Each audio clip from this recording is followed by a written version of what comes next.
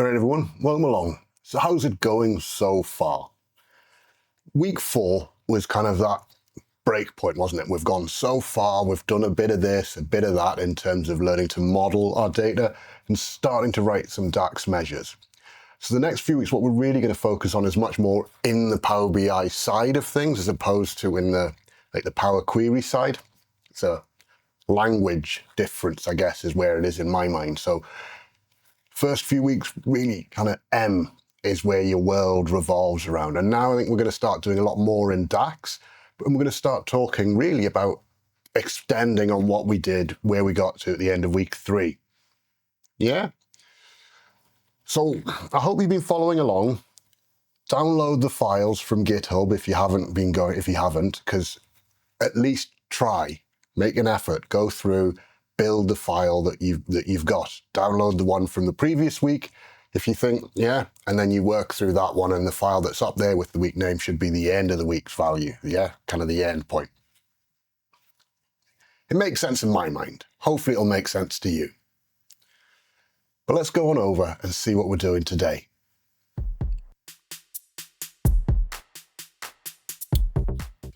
First though, let's do the boring bit.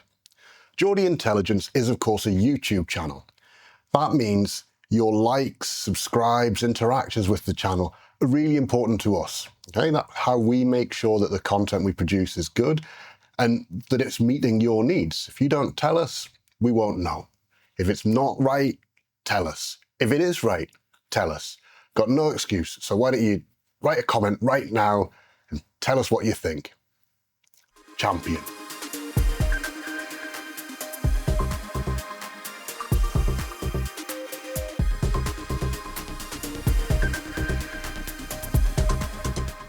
So at the end of last week, we built this, our first secondary report. Okay, I call them secondary reports. I know Microsoft like the term thin reports. I don't know. I've always called them secondary reports. They are thin reports by definition, but I don't know. Thin reports, primary reports, secondary reports, whatever you want to call them. Okay, these are reports that are connected to an existing semantic data model.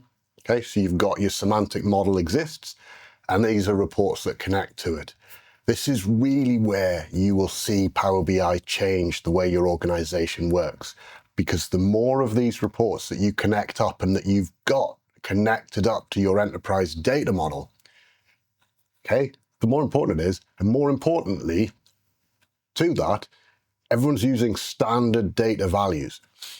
Because your business logic is contained within that semantic model, suddenly everything changes about what your business does and how you interact with data. Standards, very important. So we had, if you remember, if we look back here, we've got two things. We've got our model, this WK3, and let's zoom in a bit so we can see that. Yeah, this is the model. And then there's a report with the same name. Now this is a quirk, should we say, of Power BI, in that that master file has a report as well. Okay, and this is why you'll see some of the stuff that I build, I'll have a big report page 1 that just says, do not use this report. Okay, and the reason for that is if I log report content into the semantic model and I need to tweak the report content, I'm tweaking the model, and that then introduces risk to the management of the model. So if you have a blank report with the model and no content is created there, but all the content is in these thin reports or secondary reports that are connected to that, all of a sudden, any tweaks, any changes to the model can be managed separately to the reports, and the reports can be managed separately to the model. So it's definitely the right way to go, and it protects your data and means that you've got one source of truth published in one location and referenced multiple times around your business. So it's definitely the right way to go. But it's always difficult when we're doing sessions like this to really kind of show it. Okay? So bear in mind, in the real world, we'd probably have a separation, would have separated the two from it. But we've created a secondary report, didn't we? That we could click through and we could interact with and see, oh, wow, I can use these things. Okay? So let's open the week 3 file and have a look at a couple of things to do with it and talk about really what goes on within a model and agree what standards we're going to use in our models here, but also potentially what standards you're going to use in your business models that you're going to create. Because what I tell you isn't necessarily what's going to be right for you. It needs to work for you, not work for me in the fact that I'm not there in your office. So here we are, okay? I've got the file open. Now then, the important thing really is around here, okay? Now, between this being built a few weeks ago and everything else happening, right, some things have started to come out. So we'll talk about those things and you can decide what we want to do. At this point, with this level of a data model, I don't think it's an issue, but I think it's one we need to be aware of. So let's zoom in on this and we'll see what I'm talking about, okay? So here, you can see we've got our table. So we can see we've got this DAX measures table here at the top, okay? Now, this is one of the areas that people have started to say, well, no, this isn't right, okay? Now, one of the voices that's saying that is Marco Russo. Now, Marco is definitely somebody who is well worth respecting if they say this. So traditionally, you would create a DAX measures table separately, and then all the measures would be there rather than be around. Now, okay, this is where the problems start. So what's being said is that the nature of this, and as you get to have more complicated models, it can be misleading as to how the measures work, and potentially people are going to build bad report content based on it. It's one of those, it's a potential problem. So I think I can understand that. It's one to be aware of. It's one to think, well, as we've got really complex stuff, we need to think about what we're doing.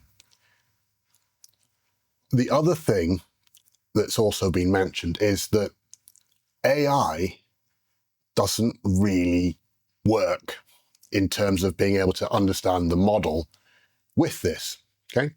And that's an argument that for me kind of falls on deaf ears. I'm sorry, I'm not buying it, I'm not interested, and I'll say for why now.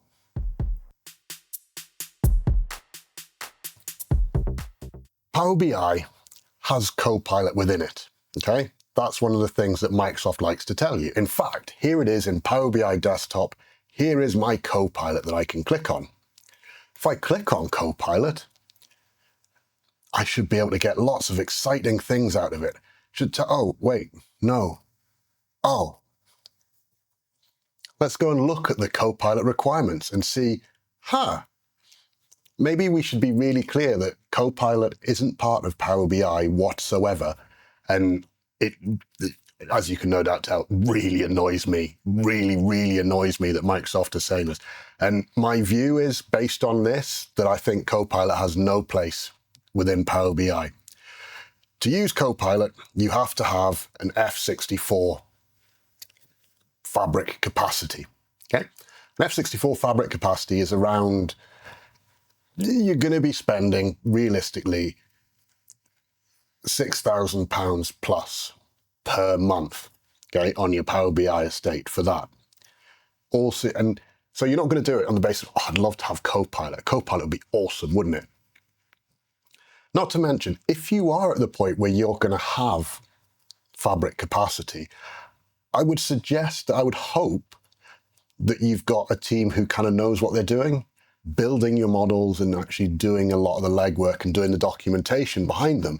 And there's going to be foibles that you might have within them that potentially mean that we wouldn't want somebody using Copilot because we manage it.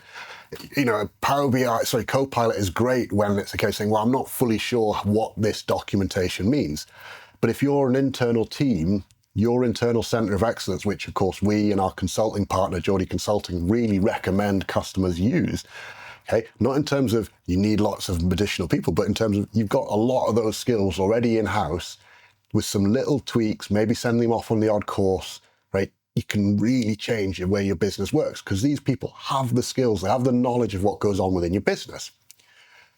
So if they're in your center of excellence and they've been involved in the build process of the model, what are they getting from Copilot? I think that's the bit that I'm struggling to see. So I'm kind of, okay, if it's the case saying, oh, the business user, see Copilot for business users, the business user is going to be able to go and generate a summary of the report.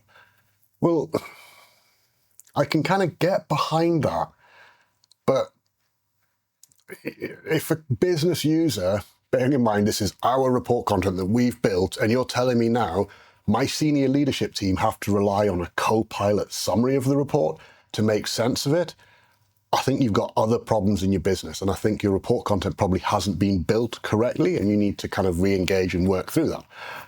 Again, my view, I'm aware that may be controversial, but that's my view, okay?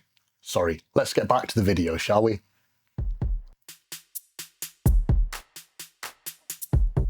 We'll get back to model view now, okay? Now that we've said our piece, okay? So back over here, we can see what they're saying, right? And this is, I'll be honest with you, as far as this measures tables being done is gone, I get it. This works if you've got your fact tables correct, okay? So do you remember what we said about fact tables? Okay, fact tables should be foreign keys and numeric data. That's all that should be in it.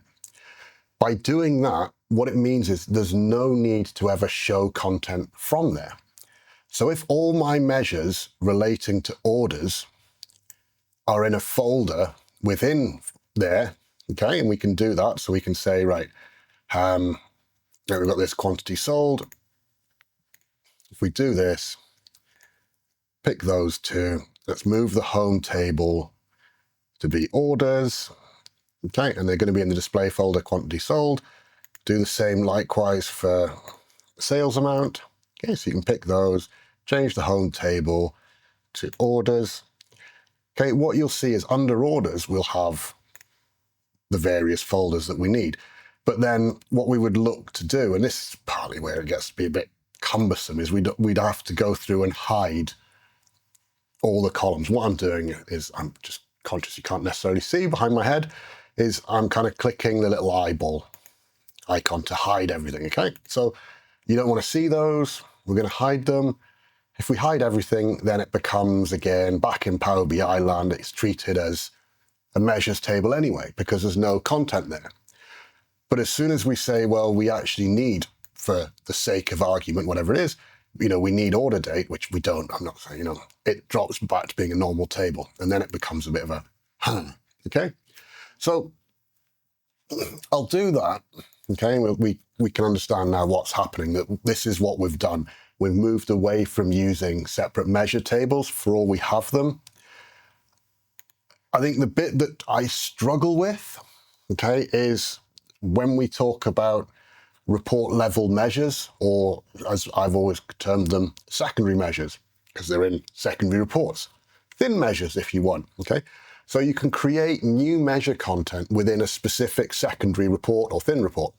Now that's only available within that report. So if you need something to be very agile in terms of your development cycle, you can do it. You can build a measure, say, right, does this work? We can go and sit down with, say, with a senior leader in the business. They say, well, I need something to do. We could work out what that is with them, okay? And it's relatively quick. We could then say, right, we've created this new measure for you, and then we're going to publish it into the main model. So we can go through a whole approval process, whatever you want to do, okay? Again, it's definitely a process step you should work through and understand what you're going to do. But this leads us into point 2, doesn't it? Because where would we put those measures that we created? And I think this is one of those bits that I'm not fully convinced on in terms of how it would work. So let's double check, actually. I'll tell you what, let's do it now. Let me open the other for the secondary file, and we'll see how it works and if I'm right or if I'm wrong. Okay, and we'll do it live, because I'm thinking, I'm not convinced, but I'm thinking, I don't know if I've actually properly looked at it. So let's do that now. All right, so here we are. I've got a new blank report open. I've connected it up to what I've just published, where we are. So it's week 5 published report. Published semantic model, we can check and see what that looks like if we go back to Power BI. See, it is now here. Let's refresh this. It's now here. So we can see what I've done is here. We can now go back through to Power BI Desktop. When I go to the right one, here we go. We can see I've got my two measures tables. So the question would be, okay, I can kind of go here, can't I, and say, let's create a new measure, okay? And it's not created there, has it? So I think this is the bit that I'm kind of struggling with. So we can go into here, create a new measure here. That's fine. So we're going to call this, and this is one of those things. So again, if you're going to embed all these things and place them all around here, potentially we need to think about how we're doing it. Traditionally, I would create a new folder for it and labeled secondary, and then any content in there is secondary. What they're saying, or what's being advised, is to start these measures with an underscore. Okay, so sales amount equals, let's just pretend there's a tax thing for it. Okay, so that's going to be total sales amount multiplied by 1.2, shall we say? Okay, let's just say, or 0.8. Okay, so we've got a new way of doing it. So we can see then that I've created this new measure here, this in orders. What I can do as well is, if we go through to the model view, is in here, this is the bit I thought I need to check this. I'm not sure if we can do this. Let's try writing this. Report level. Okay, so so I can create folders in a secondary report. That was a bit I wasn't sure. I suddenly thought, well, can we do that? Because otherwise you'd have to pre-stage them all, wouldn't you? Okay, so we've created a folder, report level. Okay, or you could just report or temporary or whatever you wanted to do. But the point is, you can create that measure. You can do that. And what this means, for the sake of this, let's just go back, is I've now got a new way of working. So I can put sales amount in there, and I can put sales amount in here, and we can then put them, I've not done any formatting on it because I'm that terrible a person. So I'm going to drop down, pick this as US. I'm going to say I don't want any decimal points in it. Okay, but we've got something now. We can do that, and then we can say under calendar, let's put this my month year. Okay, and I don't know if month years are sorted, but it's done it that way. We didn't want it that way. We do want it this way. Okay, and we'd have a consistent thing. It's not sorted properly, but we can we get the impression, don't we? We understand what's going on. Sort the axis by month year. There we go. Okay. Gosh, are they not sorted right? Terrible. I need to fix that. So we can see, okay, we can quickly build this. You can imagine this is the new business logic that we've got. Something's happened, something's changed. You could potentially build in a new forecast measure, and then once it's validated and everyone's happy with it, we could say we're now going to include that in the master model. Okay, and then you promote it up into it. So we've actually been able to do everything that we wanted to do, and that was what I wasn't sure of, that we'd be able to create that folder. If we couldn't create that folder within it, we don't have to pre-stage them all for people to then create measures within folders, which is just, I have horrible visions and nightmares of it. This would still be a case of we would need to make sure we went through and documented for people what they need to do, and then make sure as well that they were disciplined enough to use that one. But yeah, okay, it works. The main thing is around, have we got to that point? Are we comfortable with the idea that report level stuff should have an underscore as the prefix to it, and then as well that we should put it in, like, let's say a folder, cold report. I'm just writing these things down because I know I'll get quite asked about it, won't I? Hope you're writing it down as well. Put it in a folder, cold report, in the fact table that it relates to. And that's really the piece that makes sense as well, I think, doesn't it? Okay. So let me go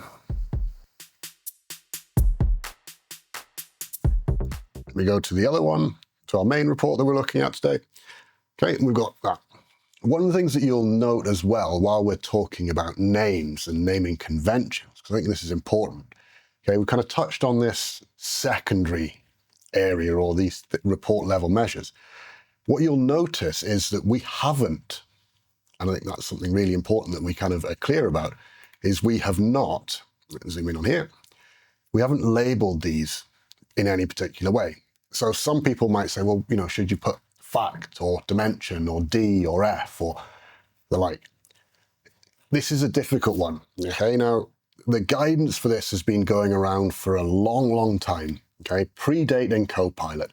But the idea of having natural language querying within Power BI has been going along for a long time. So this idea of being able to ask a question of the data. As part of that initiative, Microsoft has always advised that you do not prefix your dimensions and facts with F and D, okay? Or fact and dimension or anything like that. Or dim or fact, yeah. Whatever it is, they say, well, maybe you don't. In theory, you can come into the model view again and just change the synonym. So if you want to put dim, make sure you go in and put the one without it, so that if your natural language does work, if they change their minds with Copilot and make it available to all, you'll be able to leverage it. The model or the engine will understand what that means. So there's definitely pieces around it.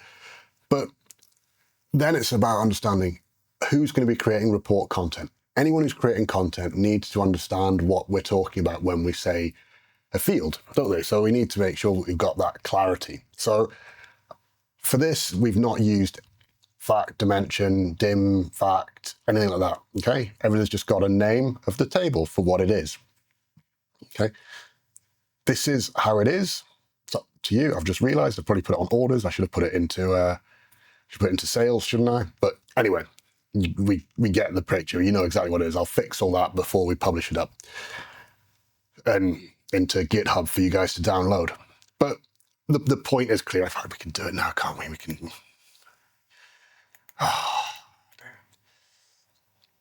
It's a good job this is easy to do, isn't it? In the old days, I'm sure it wasn't as easy. You go, oh no, what am I going to do? Oh. Okay, so here we go. So we do that. Sales around, it's sales. It goes to sales. And then order, we don't actually need anything for order, do we? Order's kind of a weird hybrid fact table, isn't it? Okay, but yeah, we've got the idea. We would do the same with sales, although sales already is, everything's already hidden in sales. See, it's now unhidden it. We need to make sure we unhide these two elements of it because we'd hidden everything already because I was so organized. Actually, these unhide. Oh, that's because we're hiding the whole table. So yeah, anyway, okay, I'll go through, we can do all that, sort that out. So let's look at this, okay? If we look at sales, we've got quantity sold, haven't we? Okay, so we've got total quantity shipped and total quantity sold. So that's a good little thing. And what we can do is we can say, right, we've got, let me fix this month before while we're here. So month, year. And what we want to do is sort by column. Let's sort this by the month offset. Okay, so pick month offset. It's going to sort it by month offset. Month, year will now be in a nice order. So bring that in. Okay, see, lovely, isn't it? And then what we can do is we can bring in total quantity shipped and total quantity sold. Okay, and if we put those two as lines together, okay, we can see there's a variance there, isn't there? So not every order that's ordered, every item that's ordered in a particular month is shipped in a particular month. Okay, there should be a crossover. We can expect in terms of November, potentially around Thanksgiving, where we see we've got the greatest variance, okay? November, December. Oh, it's terrible, Ross, you're assuming it's Thanksgiving. I kind of work out data sets, US data set, November, something crossing over into December, more than likely it's going to be Thanksgiving, okay? So we get a subtle difference. So what we could say is, well, actually, what we want to understand is what's the percentage variation, or what percentage of our orders are shipped in the same month, okay? Again, this is a demo rather than necessarily something that's a huge business benefit for doing in the real world. So how would I necessarily go about doing that? So I could come here, I could say, right, I'm going to create a new measure. Okay. And then because we're going to do a divide, okay, the sensible thing is to use the divide function. But what I do, and again, you can go, oh, Ross, you're a complete buffoon. Why would you do it this way? Okay, so let's go with our lovely thing, underscore.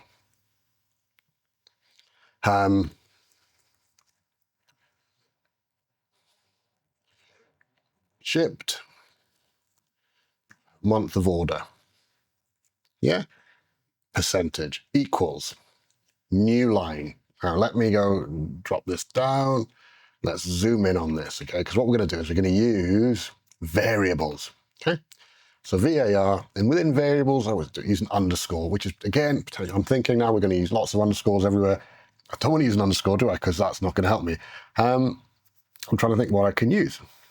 I shall use a tilde. Did anyone use tilde? No. See, this is where things get problematic, isn't it? I don't know.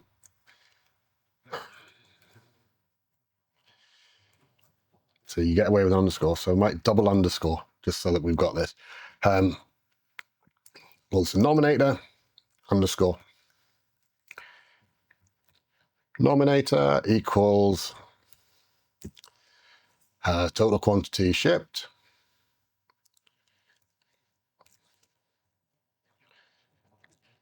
Denominator equals total quantity sold. Okay? Shipped and sold. And then we can say result.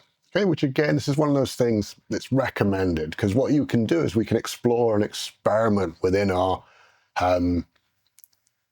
variables, or within our variables, and have everything come down. So you put a result in the variable as well. So this is going to be divide. Nope. Divide, we need a nominator and a denominator. So I wonder what we're going to use as our nominator.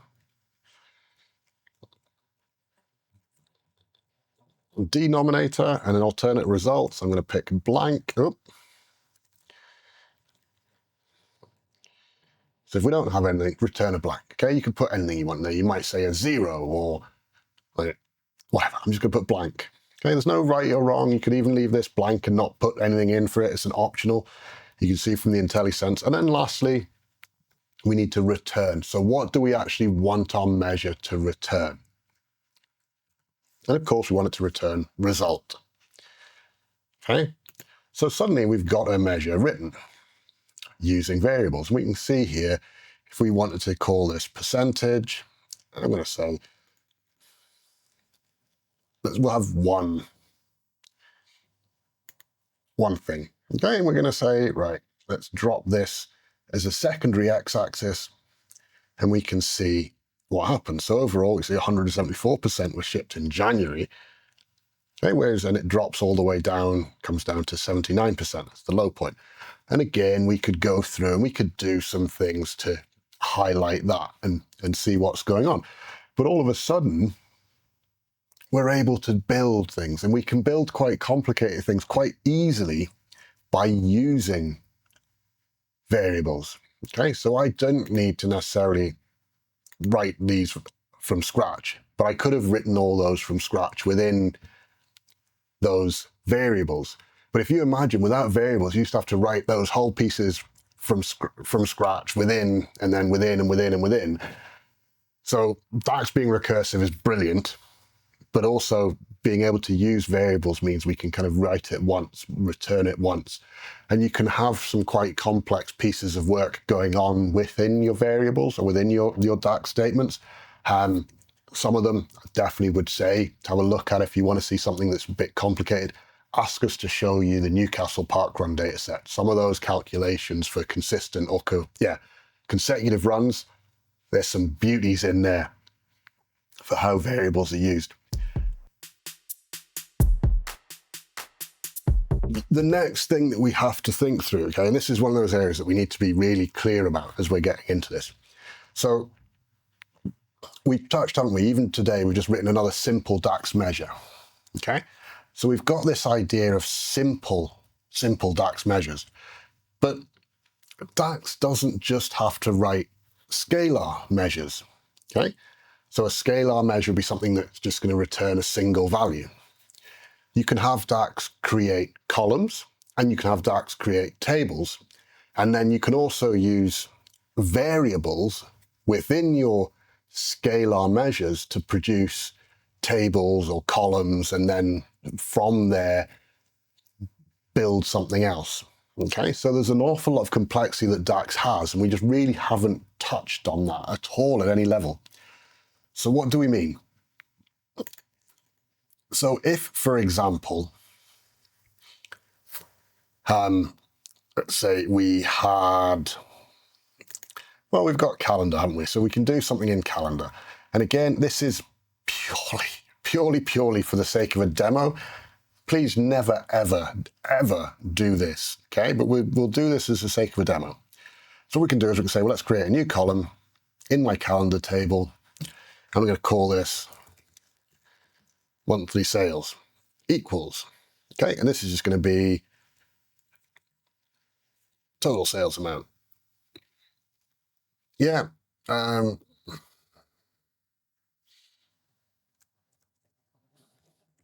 Do it sales amount. Yeah, total sales amount. There we go. All right. Okay. You can come back and we can see it's got a different icon here. And now if we go and have a look at the data, what you can suddenly see is if we go to, wait, let's stop looking at blanks. Don't show me the blanks. Is we actually see that we've now got a value for each month. Okay. Now this would be a total value. Okay. Absolute total value. So there's no benefit or analytical capability within it, because we're unlikely to say, well, show me the whole value of it. But we might have some reason where we need to create a calculated column.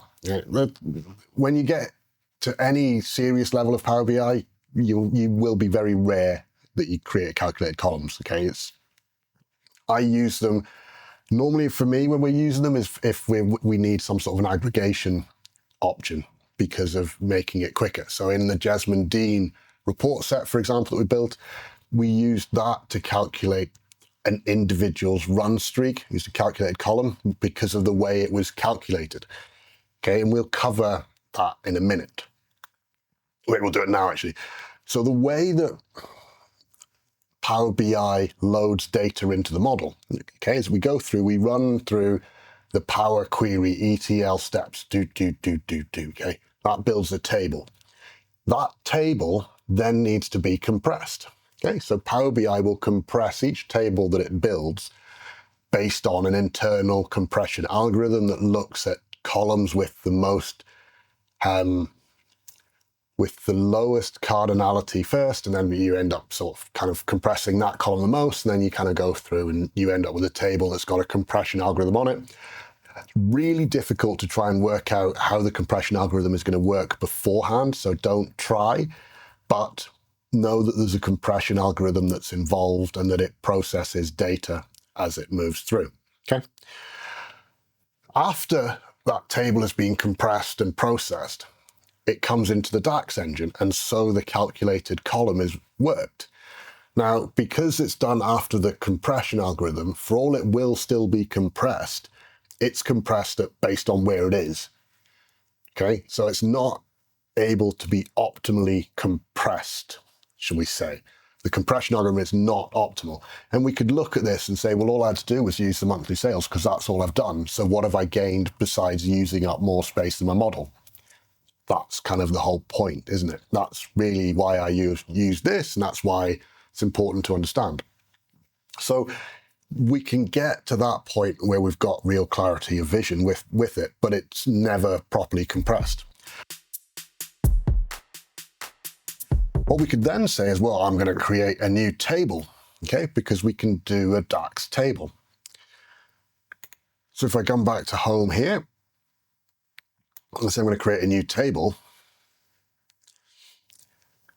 and I can then use DAX table measures to actually do this. So let's call this, and again, what we're going to do for these calculated tables, we're going to put a prefix before them just to make it really clear that these are calculated tables.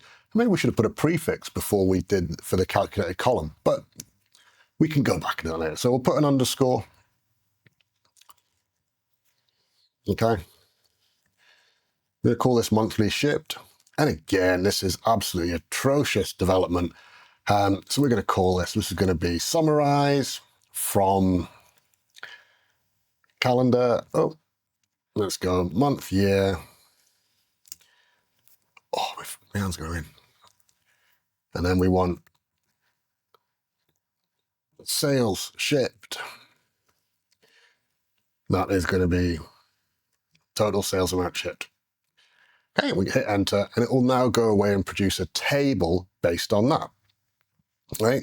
And we say, oh, well, that's terrible. I don't want to, that's silly. So I could say, well, let's wrap that in a filter.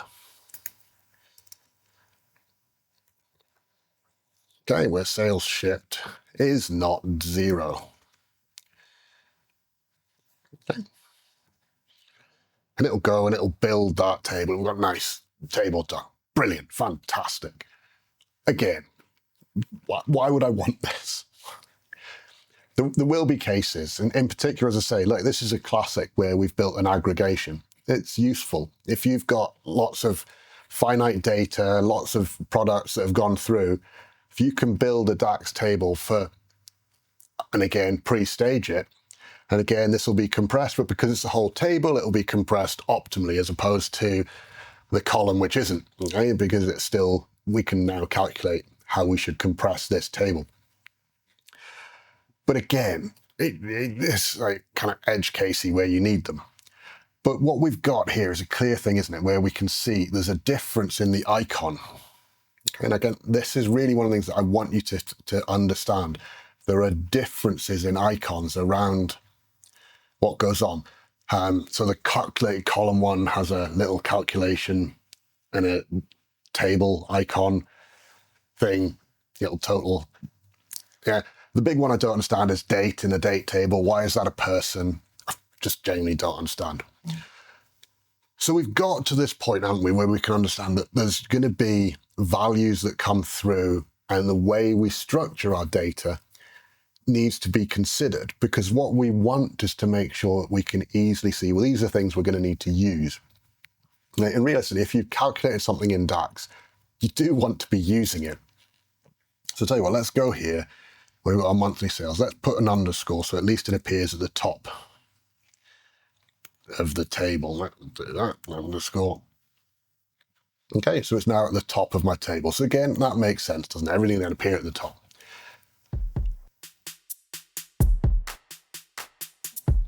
The next thing, yeah, we've covered kind of the idea of tables, the idea of putting folders within the tables for our measures and names.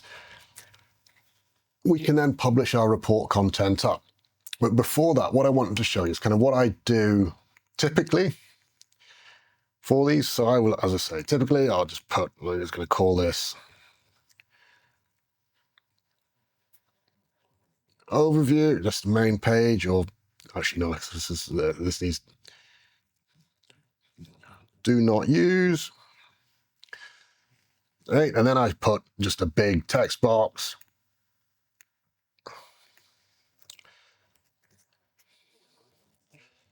Master report.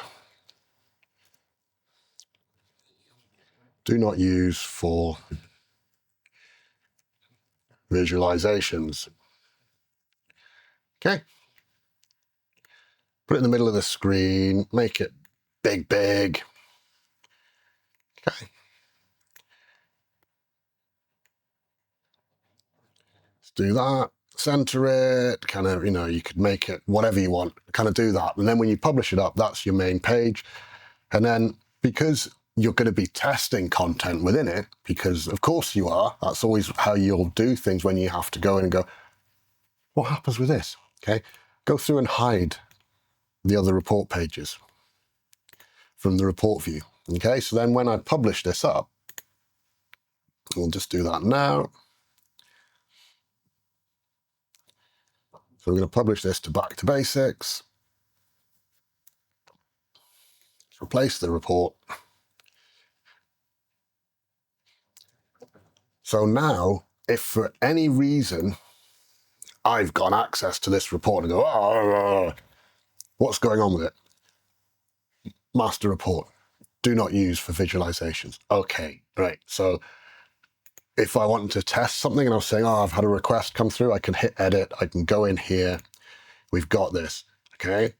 But again, it's around trying to understand what we don't want is visual content in here. We want to start to use secondary report content and have stuff separately. This is one of those kind of, that's what I do things for it. So we've covered folder names, we've covered that. All right, I think we've kind of pushed an awful lot at you. I think the pressure that you need now, and again, let us know in the comments down below what you think you should do in terms of naming measures, for report level measures, for secondary measures, for tables. Would you prefer to have them as like D or F? So what do you reckon then? Okay, there's a lot in here. Okay, but this video was much more about kind of getting your head around ideas in particular. Things like that it's not just about writing a total measure, like a sum, whatever, in DAX. There's more to DAX. You can write columns, you can create tables with DAX. But if you're going to create those artifacts within your model, we need to think about how they will be experienced, found, utilized within our landscape. So, if we start saying, well, we're going to put an underscore in there, does that work? Then, of course, this is where for me I'm going to be, well, this doesn't make sense, because we need to do something different for report level measures to make it really clear these are report level measures. And then, yeah, so I think in my mind, I've still got more that there's a lot of questions I've got. And this is why, for me, it's one that I do keep going back to and revisiting. And it is one to think about. I mean, it might be worth saying, do a double underscore for your calculated columns. Your measures, potentially, yeah, you don't need anything. You just want them to be as they are. But then again, is that right? Should they have something? For consistency, it makes it really difficult. So welcome to the world of Power BI. All the simple things aren't here, by the way. If you enjoyed that and you think, do you know what? There's a lot of interesting things that's been said. We're looking at doing more with our environment. We need some help though. Can we have a sensible adult conversation? Yeah, you can, be what I would say. Get in touch with Geordie Consulting. Use the link down below to raise a request for a meeting. Or of course, you can go to our website, log a request for a meeting that way, or a contact form there. Or you can email consulting@geordieconsulting.co.uk. We'll get in touch. And together, we can make your business extra Geordie. For now, though, stay safe, take care, ta-da.